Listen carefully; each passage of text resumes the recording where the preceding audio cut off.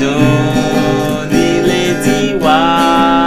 Gbọ̀ngàn rẹ̀ yóò gba orúkọ ayé ògbọ́ pẹ̀lú. Oore ọ̀fẹ́ ṣá ní gbẹ́kẹ̀lé mi. Jésù kú fún aráyé, ó kú fún mi pẹ̀lú. Oore ọ̀fẹ́ ṣá ní gbẹ́kẹ̀lé mi. Jésù kú fún aráyé, ó kú fún mi pẹ̀lú.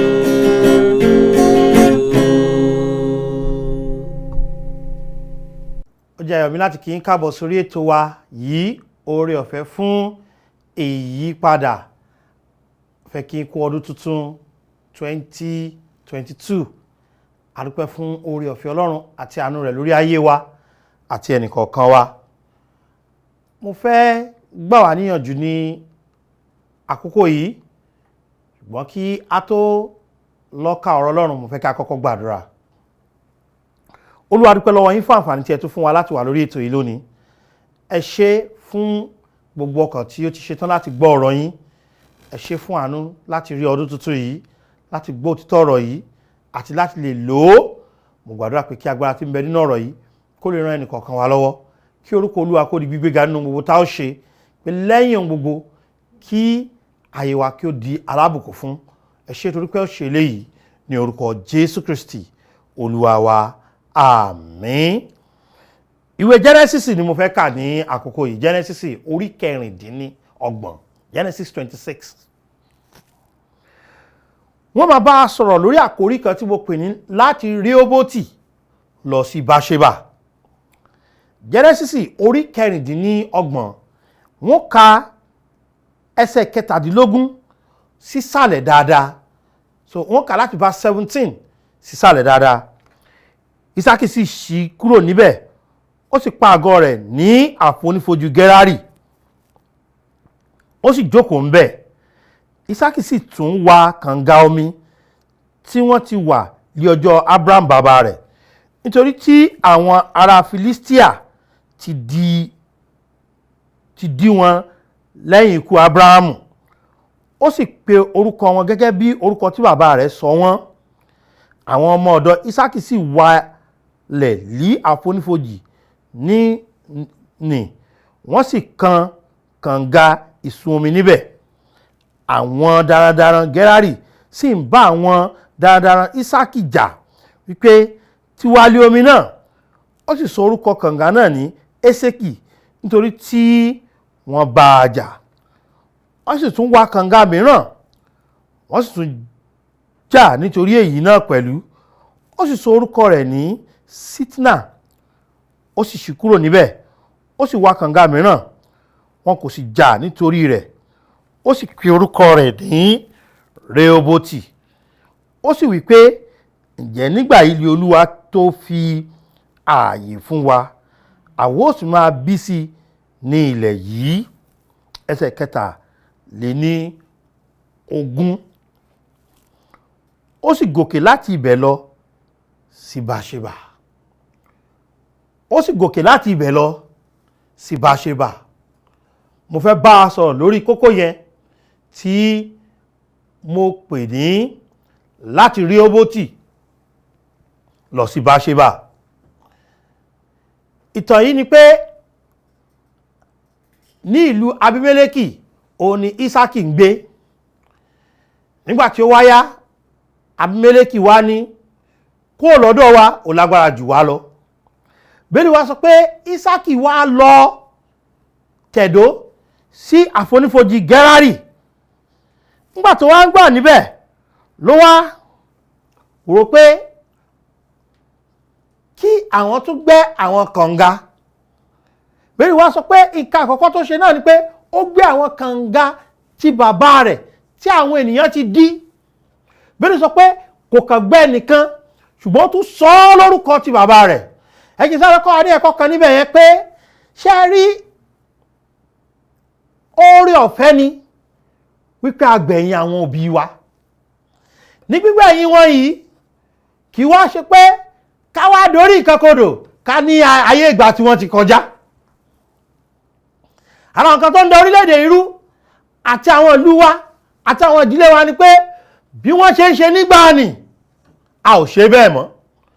Àwọn kan ni pé Olúwa ń ṣe bẹ́ẹ̀ bí ìtàtijọ́, pé àwọn aláwọ̀ sin bàbá bí ìtàtijọ́ mọ́, torí pé a ní ayé ìgbà yẹn ni ó yẹ kí wọ́n máa sin Ọlọ́run. Ayé ìgbà ti sìn kó kàn wá. Àsìkò àwọn ọ̀dọ́ rẹ̀, àsìkò sọ̀rọ̀ sókè rẹ̀, àsìkò kíní kan rẹ̀.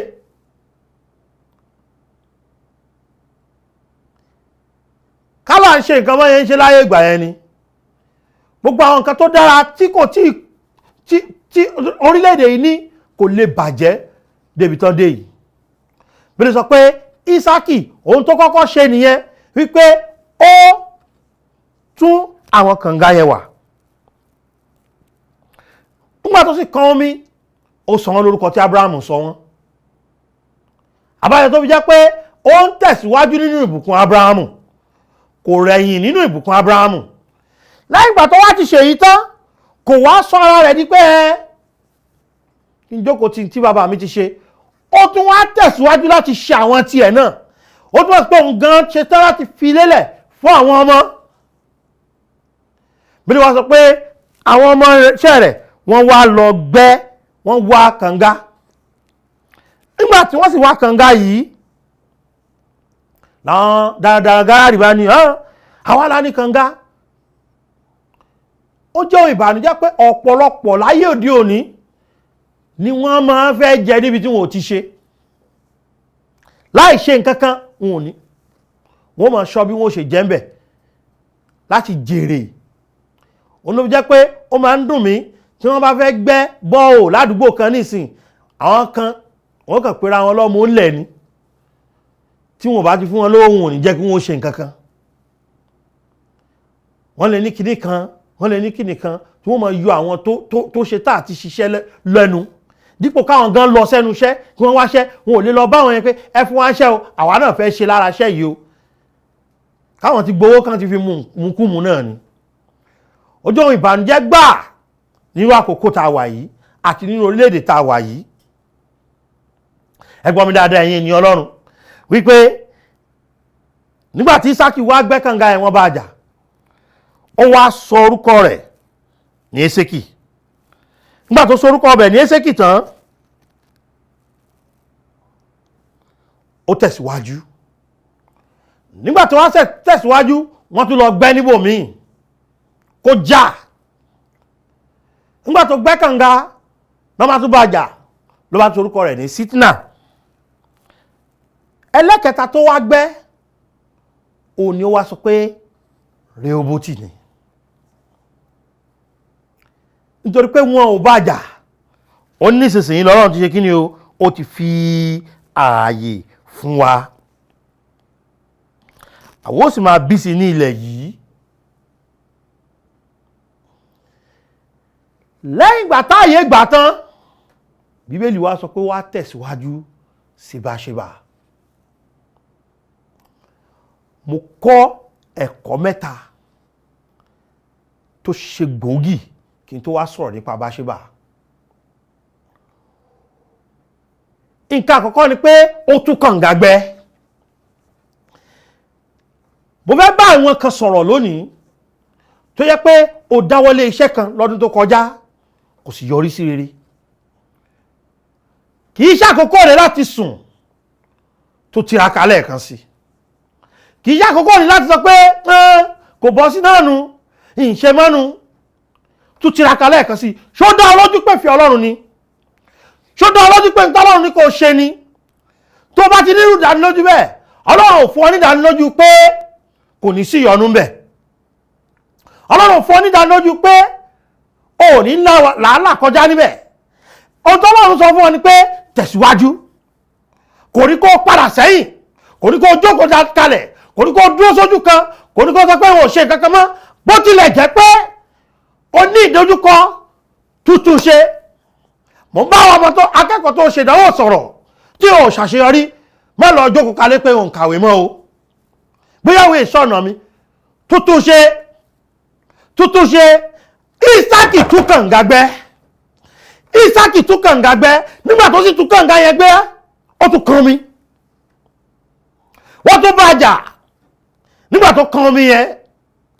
Ẹ̀yin tí mo bá sọ̀rọ̀ lónìí lẹ́yìn ẹni yẹn tẹ́ pé bóyá nígbà ẹ ti ṣègbéyàwó nísìn ó dàbí pé nǹkan ò lọ déédéé nínú ìgbéyàwó má sàkúò. Wọn èké aláṣẹ ti kú iṣẹ́ o, aláṣeyọrí náà máa kíkú iṣẹ́. Wọn èké tí ò bá ṣe dáadáa kú iṣẹ́ o, ẹni tó bá ṣe dáadáa náà máa kíkú iṣẹ́. Wò ẹ tún jọ nínú ìdílé yín yẹn, ẹ tún tò. Ìdílé yẹn lè yọrí sí rere, iṣẹ́ yẹn lè yọrí sí rere, ẹ̀kọ́ yẹn lè yọrí sí rere. Bóyá wọ́n ní kó tún lọ ṣe wọ́n máa ń pè kíníkan ní rerun tàbí extra semester. Tún ṣe, má sàkó léèwé, má sọ pé ọ̀pọ̀lọpọ̀ ìta máa fi ṣera wa rèé. O ṣe dáadáa, o sì tiraka láti tún ṣe. O wá ń lọ skúù bí ọmọléèwé láìṣe ọmọléèwé. Kí lànà àbáyọ sọ́rọ̀ rẹ? Ṣé o fẹ́ gbòtítọ́ ọ̀rọ̀ Ọlọ́run? Kí n bẹ́ẹ̀ sòótọ́? Tó bá kàn ń lọ lásán, o kàn ń lọ lásán ni. In tó pé ọ jù, o ní pé kó o tún ṣe. Ohun tó pé ọ jù ni pé lọ́ọ̀rẹ́ fòókọ́lẹ̀ fún iṣẹ́ yẹn pé màá tún ṣe. Lọ́ọ̀rẹ́ fòókọ́lẹ̀ fún ìdánwò yẹn pé màá tún ṣe. Tún wo iṣẹ́ yẹn, o ti sanwó alákọ̀ọ́kọ́ tán, tún gbà míì kó fi ṣe. Bóyá ojú ọjọ́ ó ṣe lòdì sáwọn àwọn adìẹ lóko rẹ̀. Bóyá ohun tó gbìn lẹ́sìn, bóyá àwọn àparò wọn ti ẹ̀jẹ̀ wọn yè. Tún wo bòmí tápàrò sí kó o tún ṣe. Bíbélì sọ pé ó tẹ̀síwájú ó tún tán wò. Nǹkan kejì tí mo kọ́ níbẹ̀ ó ní pé títí táyé fi gbà kò dúró. Títí táyé fi gbà kò ṣe kí ni o, kò dúró. Olórí yẹn sọ pé mò ń tẹ̀síwájú lọ́nà náà, mò ń gòkè sí lójoojúmọ́, mò ń gbàdúrà bí mo ti ń lọ. Olúwa jọ̀ọ́ gbé mi sókè, Olúwa jọ̀ọ́ gbé mi sókè, fà mí lọ síbi gíga, àpáta tó ga jù mí lọ. Olúwa jọ̀ọ́ gbé mi sókè. Pẹ̀lú àdúrà, pẹ̀lú iṣẹ́ takuntakun, pẹ̀lú ìgbàgbọ́, ó nílò láti ṣe kíni o, láti tẹ̀síwájú lójú ọ̀nà yẹn. Ojú ọ̀nà gbàgbọ́ kì í sábà rọrùn fún wọn tó ṣẹ̀ṣẹ̀ gba Jésù. Lọ́tùn lósì ìdojúkọ àti àwọn àìní yóò yọjú, ṣùgbọ́n títí tó fi kan mi tó tẹ̀síwájú. Bíbélì sọ pé ó lọ ó sì kúrò níbẹ̀ ní ẹsẹ̀ 22, ó sì wá kànga mìíràn, wọn kò sì jà nítorí rẹ̀, ó sì pe orúkọ rẹ̀ ní kíni o, Rehoboth. Ìwàásù mi wọ́n níwárí. Ó wí pé ǹjẹ́ nígbà ilé Olúwa tó fi ààyè fún wa, àwọn ó sì máa bí sí ní ilẹ̀ yìí. Ẹ wá wò, kò wá jókòó síbi táyé ti gbà nìkan. Bíbélì wa sọ pé ó sì gòkè láti ibẹ̀ lọ sí Bathsheba. Ó gòkè láti ibẹ̀ lọ sí Bathsheba. Ṣé rí ọ̀pọ̀lọpọ̀ wa la máa ń jókòó lórí àṣeyọrí 20 ọdún sẹ́yìn. Ọ̀pọ̀lọpọ̀ wa la máa ń jókòó lórí àṣeyọrí ọdún 5 sẹ́yìn. Ọ̀pọ̀lọpọ̀ wa àṣeyọrí ẹ̀sìn ó la jókòó tì. Paul wípé mò ń gbàgbé nǹkan tó ti kọjá, ó ní mo sì tún nàgà fún ohun tí wájú. Nítorí pé ohun tí Ọlọ́run fẹ́ ká ṣe náà ni pé ká ṣe kí ni o, ká nàgà sóhun tí wájú. Ẹ wò, nígbà tá ààyè gbà tán, wò mí tẹ́tí sí mi dáadáa. Nígbà tá ààyè gbà tán, tẹ́tí sí mi dáadáa. Ohun tó ṣe náà ni pé ó lọ sí Bathsheba. Ẹ jẹ́ kí n fi nǹkan tó rí ní Bathsheba hàn yín. Nǹkan àkọ́kọ́ ní Bathsheba ni pé Ọlọ́run farahàn. Bathsheba ó jẹ́ ibi ìfarahàn Ọlọ́run. Bí sọ pé ó sì gòkè láti ibẹ̀ lọ sí Bathsheba, Olúwa sì farahàn àlìlí òru ọjọ́ náà. Ṣẹ́rí ní Éṣẹ́kì Olúwa ò farahàn, ní Sídnà Olúwa ò farahàn, wò ní Rẹ́hóbótì Olúwa ò farahàn, títí tó fi dé Báṣébà l'Olúwa tó farahàn. Ọ̀pọ̀lọpọ̀ wa a kàn jókòó sínú pé mo ti débi tí mo lọ, ó tí débi tó ń lọ. Ibì kan wà tó sàn ju ibi táyé ti gbà ọ lọ. Ipò yẹn ni ipò pé ó lè bá Ọlọ́run pàdé fúnra rẹ̀. Ṣé tọ́lọ́run bá farahàn yàn fúnra rẹ̀, kí lẹ rò pé yóò ṣẹlẹ̀? Ó ló fi jẹ́ pé ìpèníjà mi nìyí. Ó ka Bíbélì lọ́dún tó kọjá, ó ní mo ti mọ Bíbélì ká. Ó jèrè ọkàn kan lọ́dún tó kọjá, ó ní mo ti mọ̀ jèrè ọkàn ṣe. Ó wàásù ẹyọ kan lọ́dún tó kọjá, ó ní mo ti mọ̀ ọ́ ṣe. Rárá, tó padà ó ní tọ́lọ́run fẹ́ fi hàn nínú ọ̀rọ̀ rẹ̀ lẹ́ẹ̀kan sí. Ó ní bí Ọlọ́run ṣe fẹ́ bá ọ pàdé nínú ọ̀rọ̀ rẹ̀ lẹ́ẹ̀kan sí. Gbọ́ mi dáadáa, ní Báṣébà ó rí ìfarahàn Ọlọ́run. Kò kàn rí ìfarahàn Ọlọ́run nìkan, ṣùgbọ́n ó rí ìbùkún Ọlọ́run gbà. Bíbélì sọ ní ẹsẹ̀ 24 yẹn pé Olúwa sì farahàn ní òru ọjọ́ náà, ó sì wí pé èmi ni Olúwa Ọlọ́run Ábúráhámù bàbá rẹ, má ṣe bẹ̀rù nítorí èmi wà pẹ̀lú rẹ, èmi ó sì bù sí fún ọ. Olúwa ṣe kí ni? Ó bù sí fún, ó rí ìlérí Ọlọ́run gbà. Báṣébà níbi tó ti lè rí ìlérí, kì í kàn ṣe ìfarahàn Ọlọ́run nìkan, ṣùgbọ́n kí ni ìlérí Ọlọ́run tó wà ń bẹ̀. Ibi ìfarahàn Ọlọ́run, ó rí ìlérí Ọlọ́run. Ṣé mọ̀ pé Ọlọ́run kì í da ìlérí rẹ̀, Ọlọ́run máa mú ìlérí iṣẹ́ ni. Mo ní Ọlọ́run tí kì í kùnà. Wọ́n ní ọdún tuntun yìí tẹ̀síwájú láti lè máa ṣe ìfẹ́ Ọlọ́run, nítorí pé ó rí ìfarahàn Ọlọ́run, ó rí ìlérí Ọlọ́run. Jẹ́ kí n tún fi nǹkan míì wọ̀n ó tún wá ní àǹfààní. Ó sì tẹ́ pẹpẹ, ẹsẹ̀ 25 sọ pé ó sì tẹ́ pẹpẹ kan níbẹ̀, ó ní oore ọ̀fẹ́ àti jọ́sìn. Wọ́n fi jọ́sìn ṣeré lọ́dún yìí o. Lójú ẹsẹ̀ ló ń gájú wo pé kò rí pẹpẹ tẹ́ níbi táyé ti gbà, kò rí pẹpẹ tẹ́ níbi tó ti ń bàjà, ṣùgbọ́n ní Báṣébà ó rí pẹpẹ tẹ́. Ṣé rí nínú ojú ìwé, Báṣébà kò jìnnà púpọ̀ sí Rehoboth. Mo fẹ́ ká jẹ́ aṣẹ́gun ju ti èsìn lọ. Mo fẹ́ ká jẹ́ alábùkún fún ju ti èsìn lọ. Mo fẹ́ kí a sàn sí nínú ìrìn àjò gbàgbọ́ wa ju èsìn lọ. Mo fẹ́ ká jẹ́ ẹni ẹ̀mí ní ọdún ní ju ti èsìn lọ. Mo fẹ́ kí a súnmọ́ Jésù, ká mọ Olúwa sí ju ti èsìn lọ. Tá ò bá sì ṣe bẹ́ẹ̀, a ó sún kúrò níbi táyé ti gbà wá, a ó sún síbi tí Ọlọ́run fẹ́ ká wà. Ní ṣe kí ni Báṣébà. Ó lóore ọ̀fẹ́ láti rí ìfarahàn Ọlọ́run. Ó ní oore ọ̀fẹ́ láti rí ìlérí Ọlọ́run. Ó ní oore ọ̀fẹ́ láti rí ìjọsìn. Ǹjẹ́ mọ̀ nǹkan tó tún ṣẹlẹ̀ sí nígbà náà? Bíbélì sọ pé Abimélékì tún tọ̀ wá ní ẹsẹ̀ 25. Nígbà náà ni Abimélékì tọ̀ wá láti Gẹ́rárì lọ, àti Hausati ọ̀kan nínú àwọn ọ̀rẹ́ rẹ̀, àti Fíkólì olórí ogun rẹ̀. Ísákì sì bi wọ́n pé nítorí kí lẹ̀yin tún ṣe tọ̀ mí wá? Ó bi wọ́n. Ẹsẹ̀ 28 sọ pé wọ́n sì wí pé àwa rí nítòótọ́ pé Olúwa wà pẹ̀lú rẹ̀. Wọ́n rí ìwà láyé Ọlọ́run láyé ẹ̀.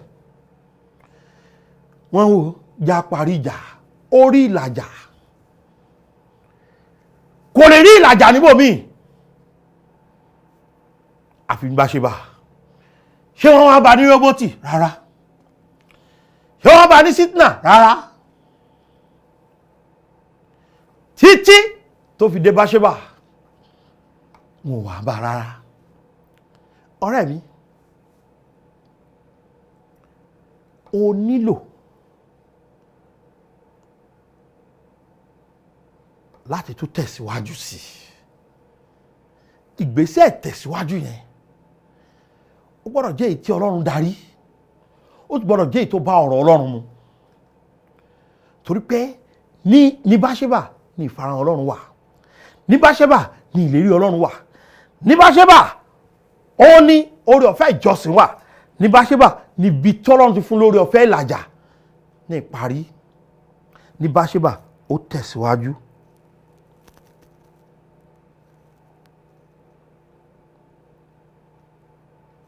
Bíbélì sọ wípé ní ẹsẹ̀ 22. ó ṣe lé ọjọ́ kan náà lé àwọn ọmọ ọ̀dọ̀ Ísákì wá, wọ́n sì rò fún un ní ti kànga tí wọ́n wà, wọ́n sì wí fún un pé àwa kan omi.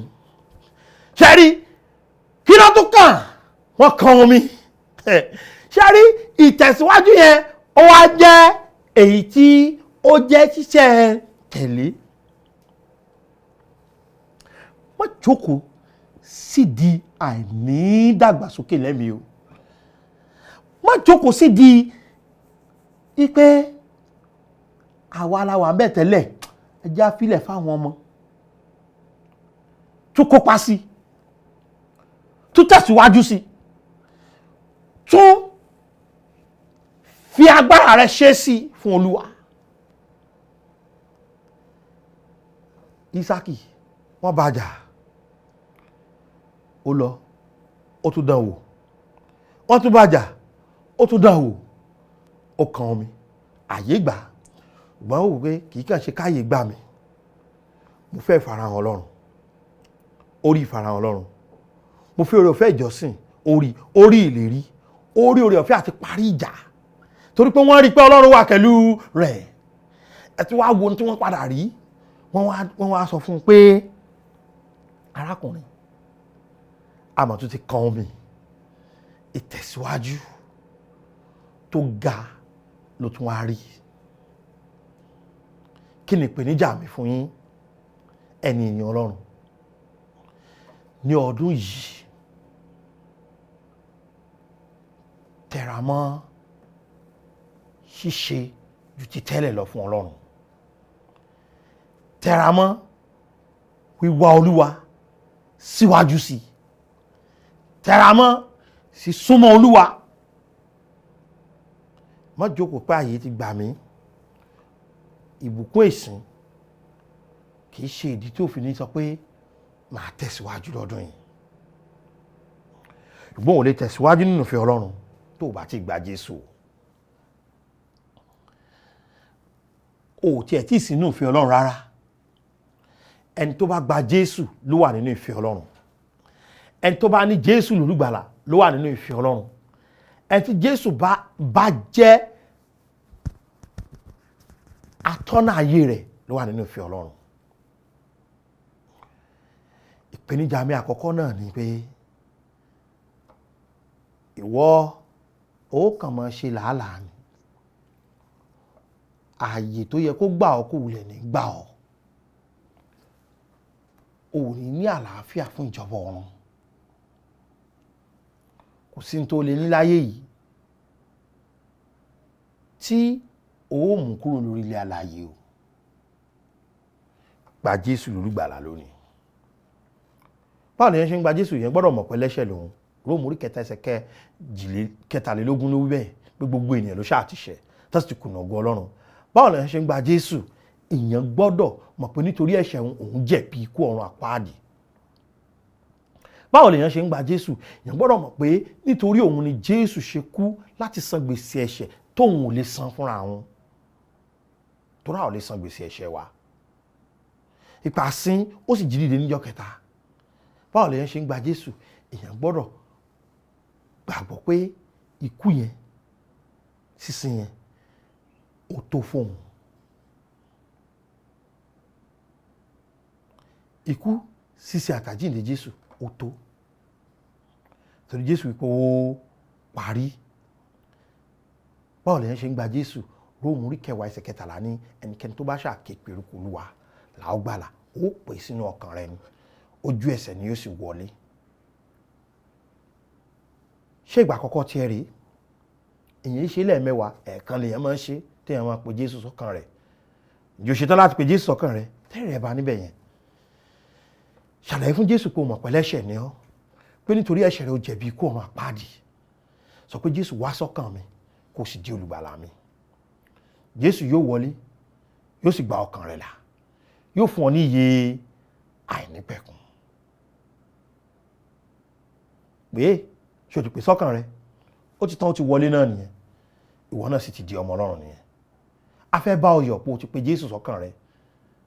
070 38 08 56 tàbí 07087682122. WhatsApp wa ní 07055307492. Gbogbo àwọn nọ́mbà yìí náà ti fi sí orí móhùnmáwòrán fún wa kí a lè tẹ́tí sí wọn dáadáa, ká lè rí wọn wò. Ẹ pè wá, ẹ send text message sí wa, ẹ send WhatsApp sí wa, ẹ sì wo email wa tàbí YouTube page wa láti lè bá wa sọ̀rọ̀. A wà nítòsí láti bá yín sọ̀rọ̀. Rántí pé Rehoboth kò tó, ààyè ń bẹ ní Bathsheba. A dúpẹ́ Ọlọ́run torí pé ẹ ti gbọ́ ràn wá lọ́wọ́ lórí ọ̀rọ̀ yín lónìí. Ẹ jẹ́ ká lè lo ọ̀rọ̀ yìí nínú ayé wa. Ẹ ṣé fún àánú yín. Jésù Olúwa wa. Àmín. Ẹ ṣé tẹ́tí sí ètò yìí. Ó dàbọ̀. Adùn nílé tiwa, gbọ̀ngbọ̀n rẹ̀ yóò gba ọ̀run kan, ayé ò gbọ́ pẹ̀lú. Oore ọ̀fẹ́ ṣá ní gbẹ́kẹ̀lé mi.